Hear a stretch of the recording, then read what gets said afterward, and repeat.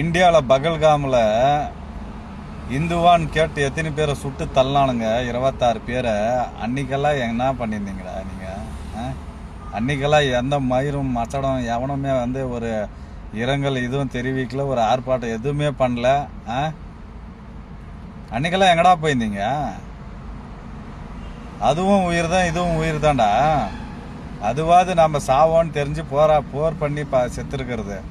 இதெல்லாம் நம்ம சாவுமானே தெரியாத போய் செத்துருக்கிறதுடா. இதுக்கு அதுக்கு வித்தியாசம் இல்லை.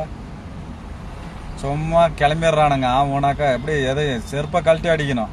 அவன் செத்ததுக்கு அவன் நாட்டு பொண்ணுங்களே டான்ஸ் ஆடுறாங்க. எத்தனை வீடியோ இருக்குது தெரியுமா? பார்க்குறீங்களா இல்லையா? ஃபேஸ்புக்கு, இது யூடியூப்பு இதிலெல்லாம் பார்க்குறீங்களா இல்லையா? ஃப்ரீடம்ன்ட்டு பொம்பளைங்க டான்ஸ் ஆடுனுக்குறாங்க தெரியுமா? நாதாரிங்களா? அதே முஸ்லீம் பொண்ணுங்க தான்டா.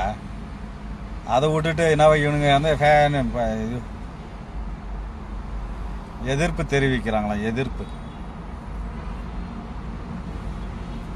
இந்தியாவில் நடக்கிறதுக்கு எதிர்ப்பு தெரிவிக்கிறதுக்கு துப்பு இல்லை. சரி, இது ஒரு பக்கம் கிட்டான். ஆவுனாக்கா என்னவா இந்த விஜய் இது வேற ஏதோ டைவர்ஸ் கேஸ்ன்னு இதை பற்றி பேசின்னு உக்காந்துக்கிறீங்க. மீடியாக்கார பைத்தக்கார பரதேசிங்களா.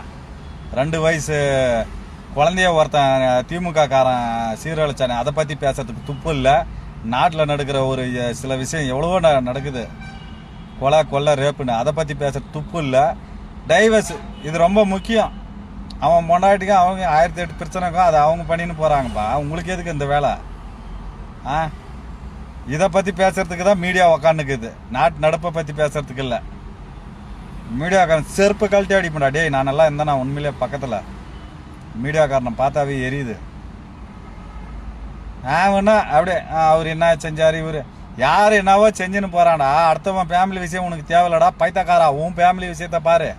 உன்னை உன் பொண்டாடி செருப்பால் அடிக்காது இருந்தா சரி. டே, மீடியாவில் இருக்கிற பண்ணாடிங்களா உங்களை பார்த்தா கேட்குறான்.